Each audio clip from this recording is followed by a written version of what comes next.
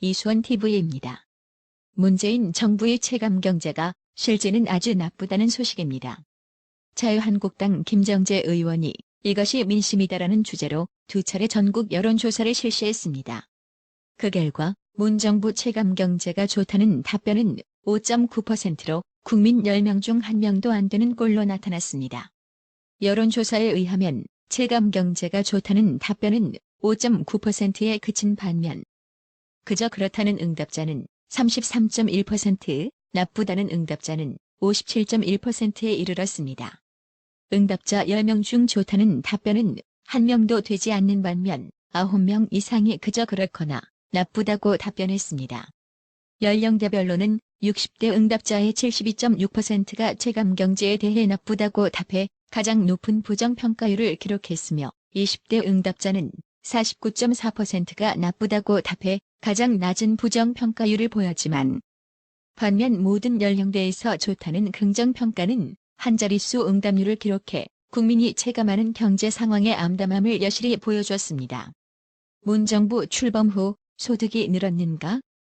라는 질문에 늘었다고 답한 응답자는 27.4%인 반면 줄었다는 응답자는 55.1%에 달하는 것으로 나타났습니다. 국민의 절반 이상이 문정부 출범 이후 소득은 줄고 지출은 늘었다고 응답했습니다. 소득이 줄었다고 응답한 비율이 가장 높은 직군은 자영업자로 응답자의 73.8%가 소득이 줄었다고 답했습니다. 이는 내수 침체와 최저임금 인상, 주 52시간 근무제 시행 등에 따른 경기 부진의 영향이 반영된 것으로 풀이됩니다.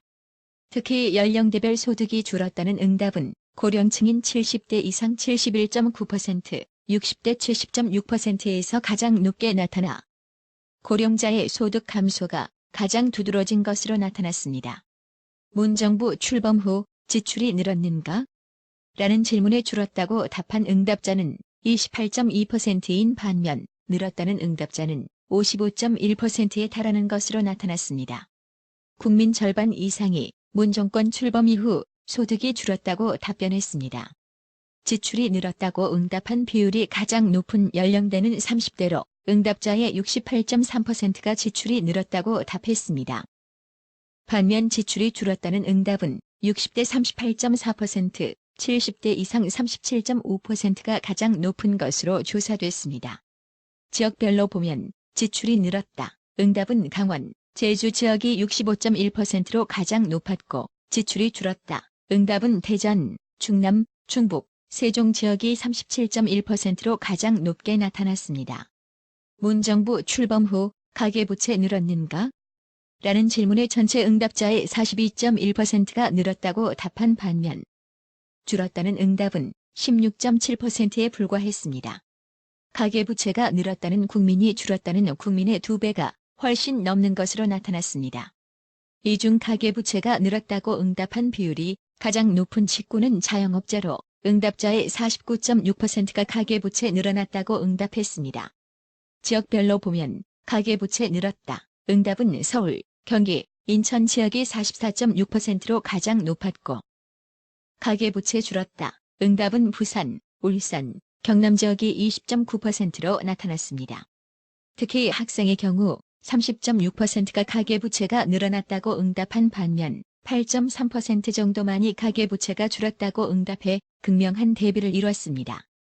김정재 의원은 문재인 대통령이 경제 긍정적 변화를 강변하고 정부가 내년 우리나라 경제 성장률을 2.4%로 전망하며 장밋빛 정책을 쏟아내고 있는 상황이지만 정작 우리 국민이 느끼는 체감 경제는 아직도 바닥을 면치 못하고 있는 것으로 나타났다. 이번 여론조사 결과를 보더라도 체감 경제, 소득 변화, 지출 변화, 가계부채 변화 등의 경제 여건이 지역별, 연령별, 직군별 어느 한 곳 좋은 곳이 없다며 문재인 정부의 현 경제 정책은 실패한 정책이라고 비판했습니다.